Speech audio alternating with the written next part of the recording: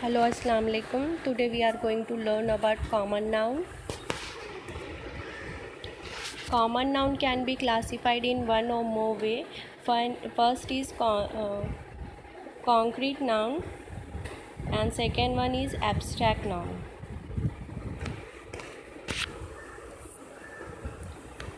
In concrete noun stand for things that can actually touch or see. चीज़ें जिनको हम touch और देख सकते हैं वो कॉन्क्रीट नाउन है. Examples are school, home, cars, butterflies, child. And abstract noun. Abstract noun stand for the ideas, qualities, feeling, action.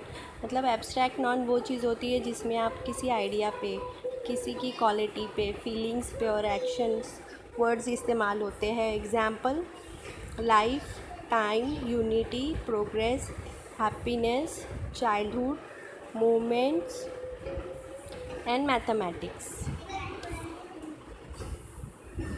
So all these are the types of noun.